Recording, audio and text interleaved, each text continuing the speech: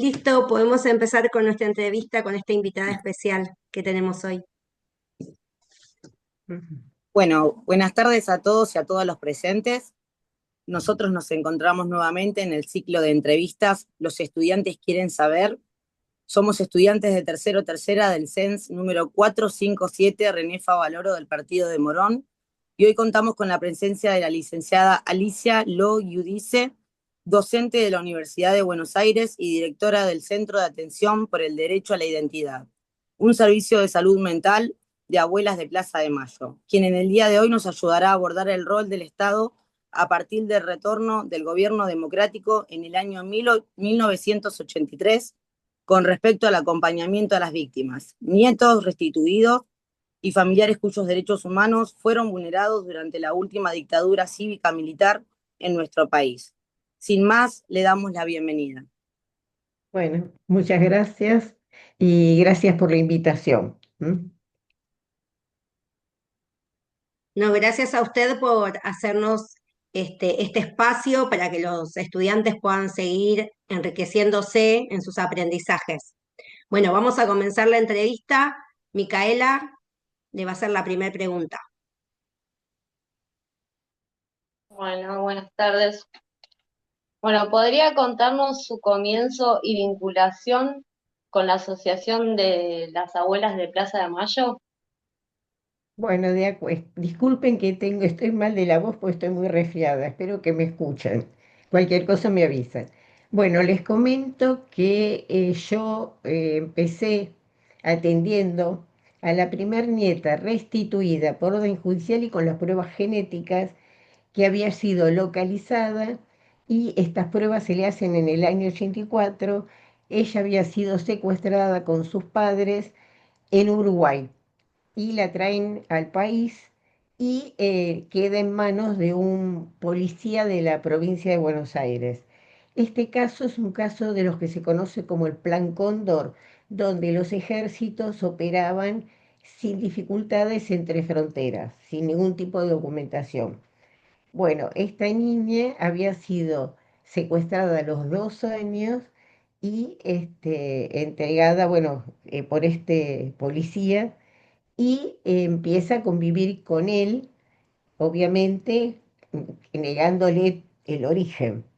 Entonces, la abuela, al no tener noticias de su hija, de su yerno, de la nena, empieza a averiguar, y en esa época obviamente no había internet, no había celulares, entonces se trasladan a Uruguay y ahí pueden reconstruir que habían sido secuestrados en Montevideo y suponían que trasladados a Buenos Aires. Bueno, esta abuela se integra, Abuelas de Plaza de Mayo, y hacen todo un recorrido tratando de averiguar qué había pasado con esta nena.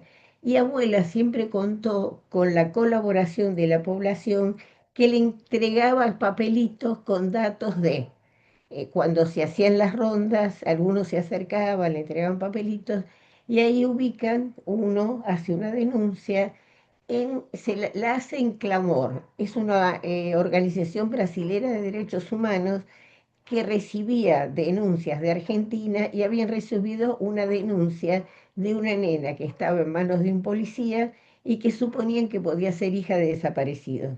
Bueno, esto fue en el año 80. La abuela, que se había incorporado a Abuelas de Plaza de Mayo, empiezan a hacer con otras abuelas una especie de recorrido por el barrio, porque se enteran de la dirección y se hacían pasar por vecinas que hacían compras y demás. Y un día la ve cuando ingresaba en el transporte escolar, y la abuela se queda de lo más sorprendida porque la reconoce. Y ella dice, esa mirada, esas piernas regordetas, los rulos. Y la abuela dice, quería correr a abrazarla, pero no pude hacer nada porque el temor era que la sacaran del país y se perdiera el rastro. Eso fue en el año 80. Con el primer gobierno democrático, en diciembre del 83, se presenta el pedido de lo que abuela se ubicó como restitución de identidad. Y entonces hacen el pedido a la justicia se toma prácticamente un año, y logran usar por primera vez el análisis genético para demostrar parentesco, que ese análisis genético, que es un logro de abuela, que le pide a la ciencia si por la sangre de ellos se podía demostrar parentesco, porque habían leído que por la sangre de un hombre un hijo podía detectar parentesco. Y van a Estados Unidos, donde Víctor Pensayán las conecta con Marie Claire King, que ella dice, bueno, yo voy a estudiar el caso. Marie Claire King viene a la Argentina, toma un caso donde había una abuela que tenía una nieta, padres desaparecidos, y en esa época se hacía por vía materna y se hacía el análisis de histocompatibilidad sanguínea.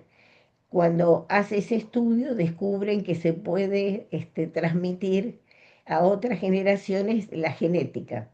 Y entonces a partir de ahí, en este caso, en el año 84, piden a la justicia que le hagan este tipo de análisis a esa nena.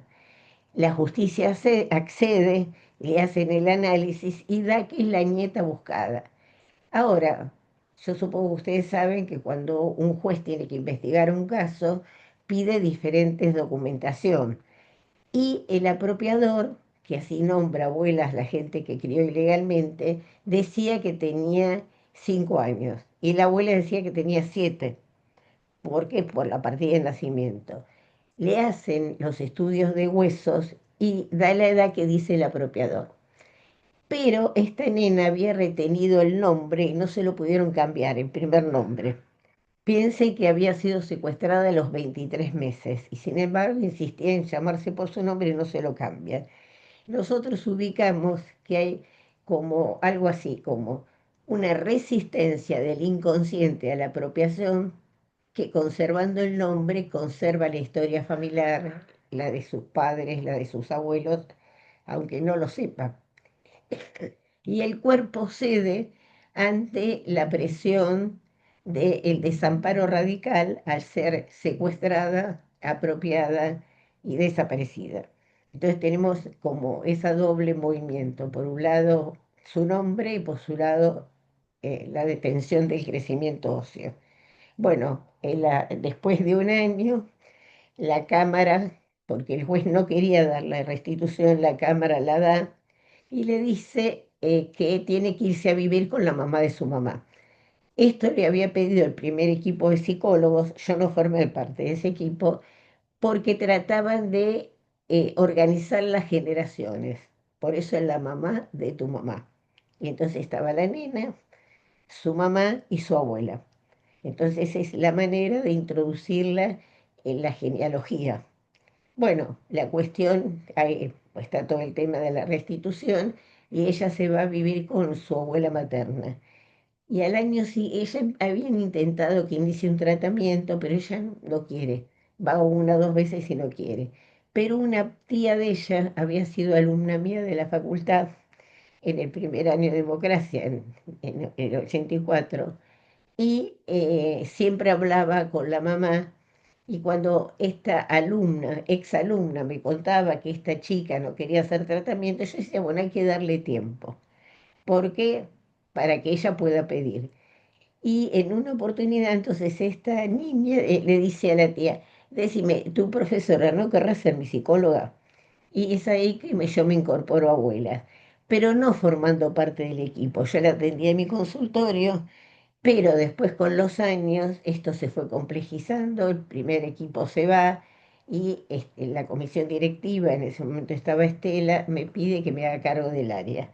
Esto fue en el año 90. Yo empecé en el 85 y en el 90 me pide que me haga cargo del área y lo que se llama Centro de Atención por el Derecho a Identidad de Abuelas de Plaza de Mayo, área psicoterapéutica, la creamos en el año 2003. En plena crisis del país, conseguimos que el gobierno de la ciudad nos ceda un lugar y ahí armamos los consultorios. Y ese es el equipo que estamos en funcionamiento. Después pasamos a ocupar la casa histórica de abuelas. Por una serie de problemas edilicios, el primer lugar lo dejamos y estamos en Agüero al 3200 frente al Abasto. Y ahí estamos desde el año 2000, 2014, 2013, en esa nueva sede. Tuvimos 10 años en un lugar y después pasamos a este lugar. ¿Mm? Hola, buenas tardes. ¿Qué tal? Mucho ¿Cuál gusto. es el trabajo que realizan desde el centro de atención? ¿Cómo? ¿Cuál es el trabajo que realizan desde el centro de atención? Bueno, es un espacio terapéutico donde abuelas desde más o menos desde inicio se dio cuenta que los chicos y chicas que habían atravesado esta terrible experiencia de ser secuestrados, apropiados y separados de sus padres, muchas veces los padres asesinados, la mayoría de los casos, que algo estaba pasando a nivel emocional, al nivel de la personalidad. Y para el psicoanálisis, nosotros tenemos formación psicoanalítica.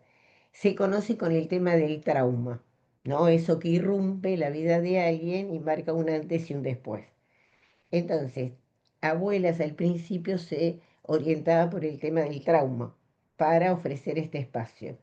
Nosotros cuando nos incorporamos pensamos tomar el trauma, pero más allá del trauma, porque el peligro de dejar a una persona en situación de traumatizada era fijarlo. Y nosotros nos parece importante que, pudiendo trabajar lo que había pasado, puedan tener otro modo de vida, puedan elaborar lo vivido, no solamente quedarse como víctima del terrorismo de Estado. Así que esa es un poco la propuesta. Yo les cuento que tomo las admisiones, como yo soy la directora del espacio, tomo las admisiones y después derivo al equipo. Y algunos pacientes obviamente también los tomo yo. Y cada terapeuta atiende una vez por semana. Eso. También damos clases ahí mismo, ahí inscrito en la Facultad de Psicología, y damos clase para la maestría en psicoanálisis y para extensión. Sí, hola, ¿qué tal? ¿Me ¿Qué escuchan? tal? Buenas tardes. Bueno, según su punto de vista, ¿cómo observa la participación del Estado en el acompañamiento a las víctimas a partir de 1983, con la restitución del gobierno democrático por la salud mental? Con los años el Estado fue abriendo espacios, pero Abuelas decidió abrir el espacio de ellos mismos. Y entonces fuimos como el primer lugar para ofrecer un espacio terapéutico para los niños y niñas que habían pasado esta experiencia, su familia. A veces toma más de una generación, pueden ser abuelos, primos, tíos, y también para militantes, aquellos que tuvieron que atravesar a veces la experiencia de haber sido secuestrados y liberados o perseguidos políticos. Entonces nuestra forma de trabajo es amplia.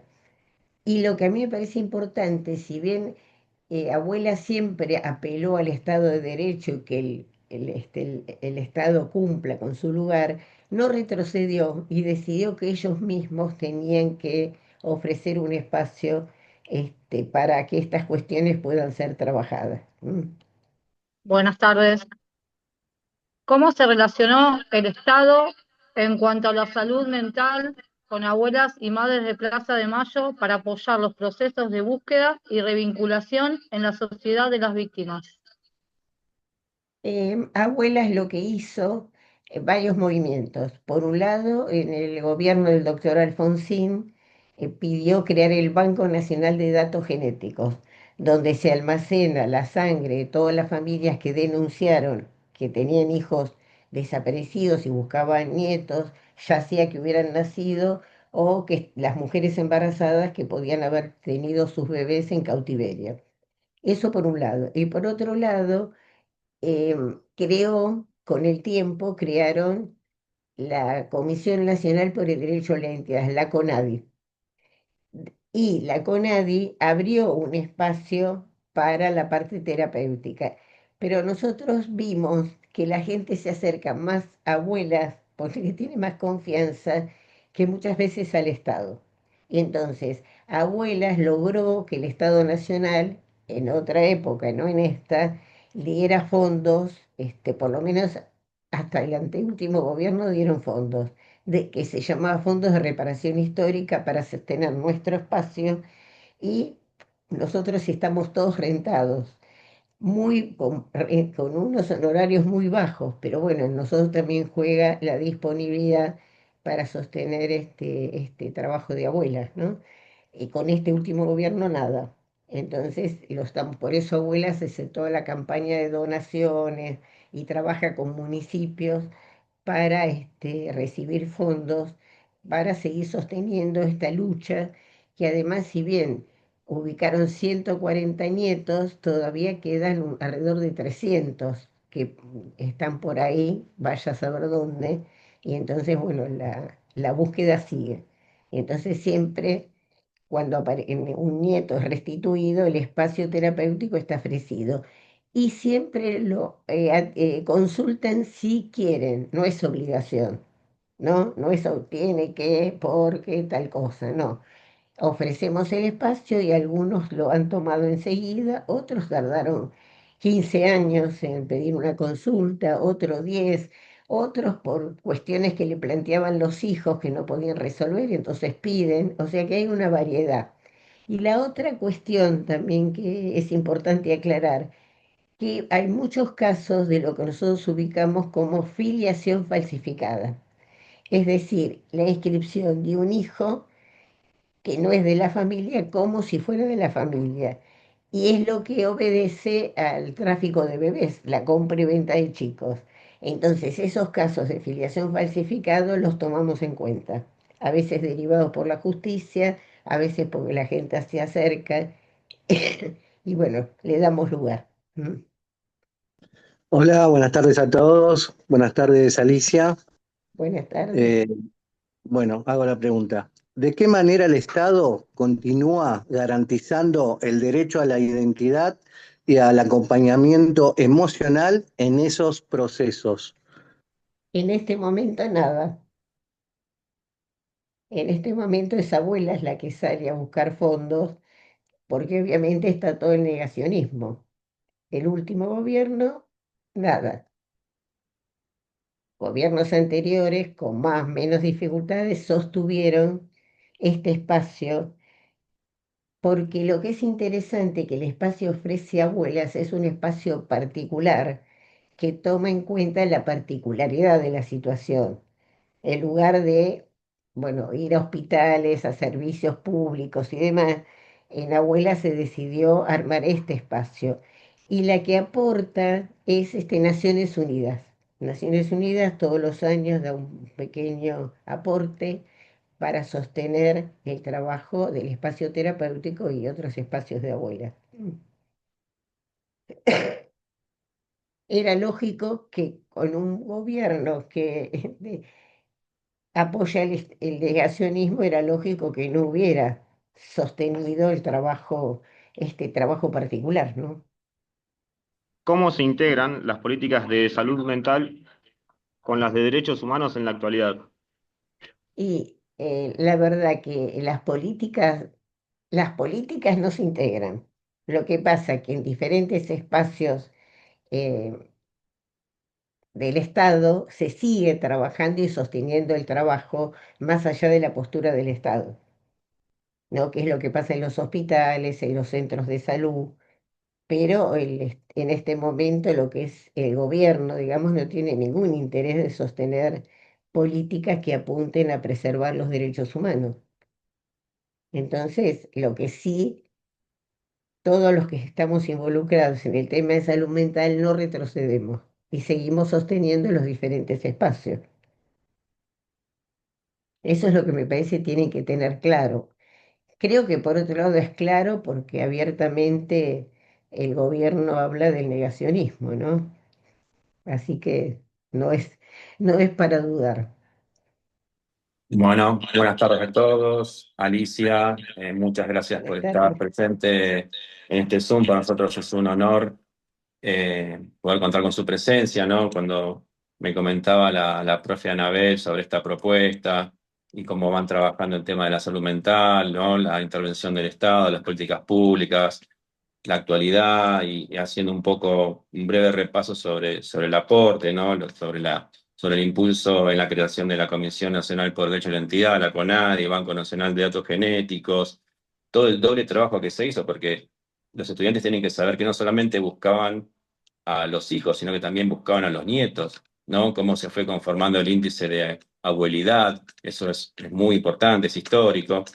Y yendo un poco, digamos, al foco del contexto en el cual estamos conversando, ¿no? Me surge esta cuestión de que la apropiación, digamos, deja marcas en la subjetividad de las personas que fueron secuestradas. Y Ujú. estas marcas, en relación al supuesto amor que recibieron por parte de los apropiadores, ¿cómo termina impactando en las víctimas? Sí, digamos, porque la persona hasta que se da cuenta que fue apropiada, donde los padres fueron secuestrados, torturados y asesinados, todo ese amor que se recibió, ese supuesto amor que se recibió, entra en coalición cuando se descubre la verdad. Entonces, Sí. ¿cómo impacta eso en la salud mental de las personas que si bien me imagino que habrá sido de manera diversa, pero me imagino que también debe haber un patrón en ese sentido? Bueno, hay diferentes respuestas porque ha pasado muchos años, ¿no? Yo este año cumplí en el mes de octubre 40 años en Abuela.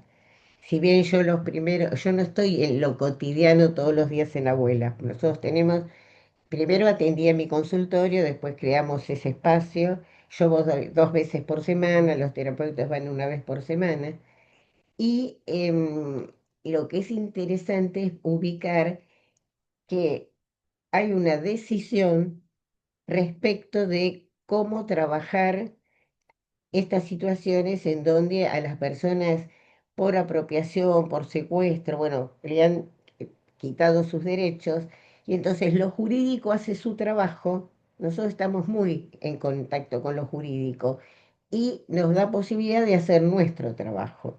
Entonces, yo a veces pienso, algunos preguntan, bueno, pero ¿por qué faltan casi 300 para ubicar? Entonces yo me pregunto, ¿y del horror, quién quiere saber?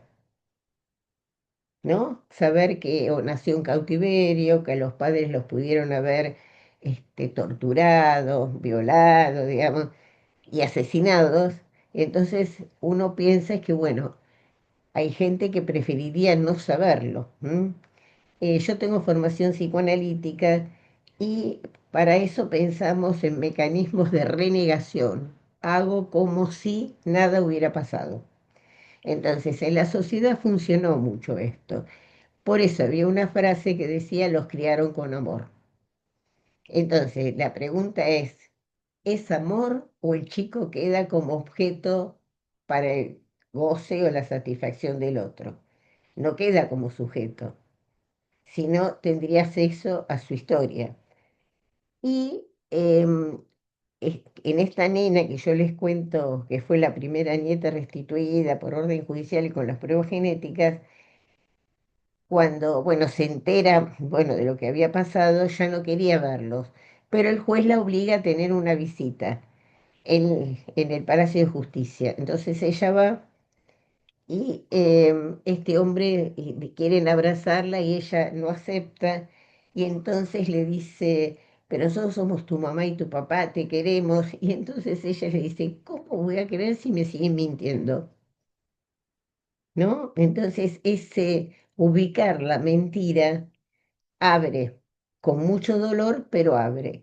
Y en otros casos hubo, ya les digo, personas que consultaron después de 15 años, no en el momento, o después de 20 años, porque es muy doloroso desprenderse de lo recibido. Ahora, yo siempre digo que las abuelas tienen el gran mérito de pensar que a pesar de las marcas que dejan la subjetividad, los años vividos, igual insisten en ubicar a su descendencia. Y uno ahí se encuentra con sorpresas, porque con hermosas sorpresas, donde, bueno, es Bueno, encuentran esto, la alegría de ubicar a la familia.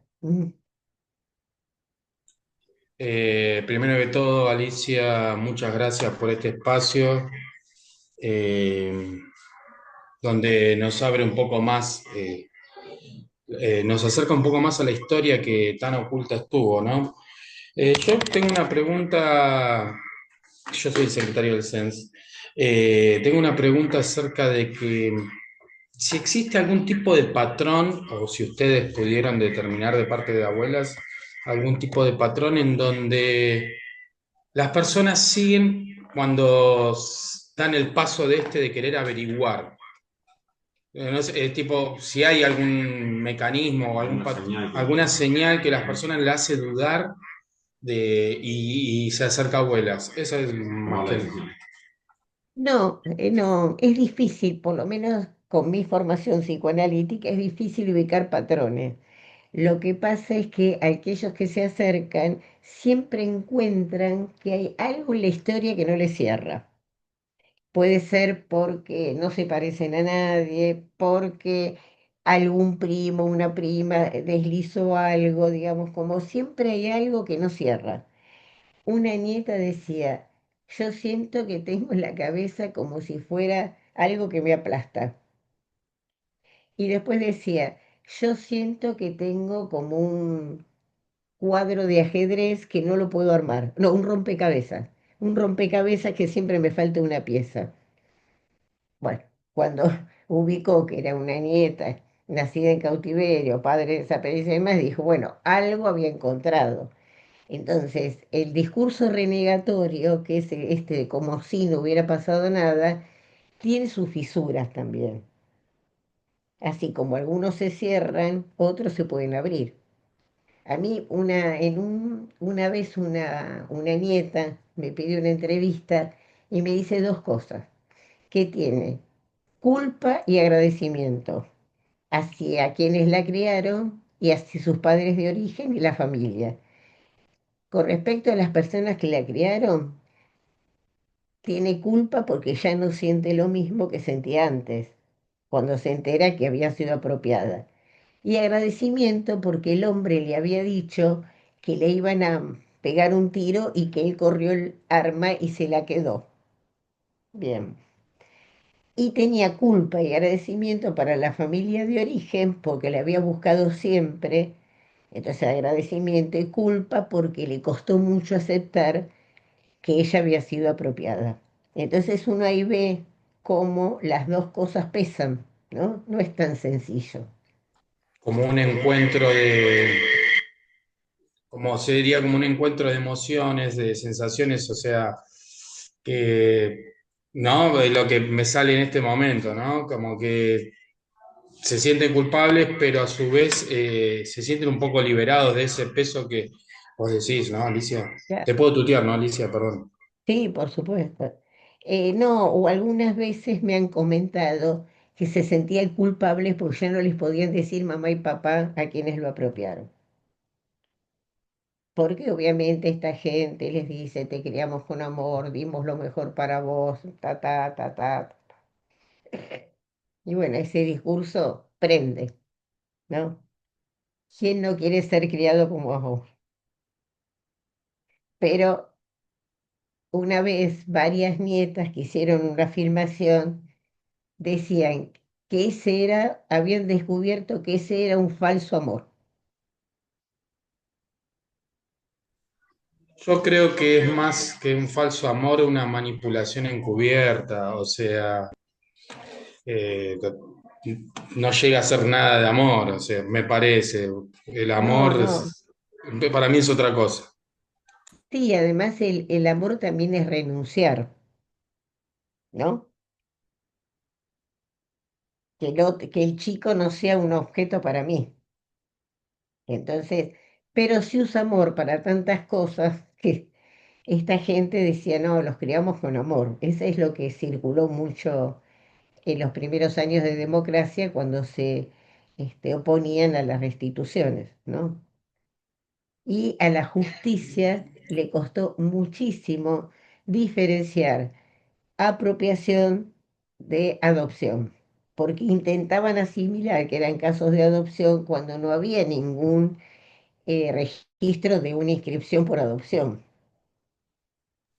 Claro, ¿no? claro, Lo claro. Estaba único, todo tan, había una trama muy perversa en donde estaba todo diseñado, pero como decías vos, Alicia, siempre la mentira tiene patas cortas, como dice el dicho, y sí, en algún sí, momento sale la verdad a la luz. esperemos que siga saliendo la verdad, ¿no? Bueno, la vamos a liberar. Nuevamente le agradecemos por este espacio, por habernos brindado su tiempo, eh, conocer un poco más de la lucha que hace Abuelas, que sabemos que es muy importante para nuestra historia argentina. Así que bueno, muchísimas gracias. No sé, Gustavo, si querés agregar algo más. No, la verdad Eh, que solamente palabras de agradecimiento y haberse tomado el tiempo para poder estar y participar de una escuela de adultos. Te comento, Alicia, seguramente te habrá dicho Anabel, es una escuela pública, una escuela de adultos, y la verdad que nada, cuando son este tipo de proyectos, nosotros la verdad que lo apoyamos desde al instante, ¿no? Porque estamos muy comprometidos con la causa. Y nada, esto que estamos trabajando nosotros se enmarca dentro de un proyecto institucional. Nosotros, Alicia, también nos dimos una identidad. Este CENS era un CENS que tenía un número, era 457, a secas, no teníamos una identidad. Y producto de un proceso democrático con participación estudiantil y de la comunidad educativa, hoy nos llamamos CENS 457 René Favalor. Así que el tema de la identidad es algo que nos atraviesa y que vamos a defender a muerte desde el lugar de la escuela pública, garantizando una educación de calidad y que cada día sea mejor. Y para que eso suceda, tenemos que también tener estudiantes con conciencia de lo que está pasando. Así que esto es un granito de arena que a nosotros nos hace crecer como personas y como ciudadanos. Así que nada, muchísimas gracias, Alicia. no, y además es fundamental, yo apoyo la universidad pública, obviamente, en escuela primaria, secundaria, universitaria, porque yo me formé en la escuela pública, me formé en la universidad pública y siempre estoy agradecida lo que la universidad y todos esos espacios me brindaron. Entonces, para mí es importante. Nosotros, nuestro trabajo está incluido como programa de extensión universitaria en la Facultad de Psicología de la UBA, así como para que ustedes vean cómo siempre lo público y la educación y lo público siempre estuvo presente en el trabajo de abuelas. Así que yo les agradezco mucho el interés que mostraron, las preguntas que trajeron. Porque bueno, eso, yo creo que cuando alguien hace preguntas y espera como la respuesta, algo de la respuesta ya está en él y además permite replicar, poder transmitir a otros esto de qué fueron pensando, qué fueron trabajando. Así que les agradezco muchísimo el espacio, la invitación. Muchísimas gracias a usted. Así que bueno, vamos a seguir en Nos despedimos contacto. con un aplauso. Sí, No, yo a ustedes, gracias, muy amable. gracias a usted. Chao, chao. Chao, buenas noches.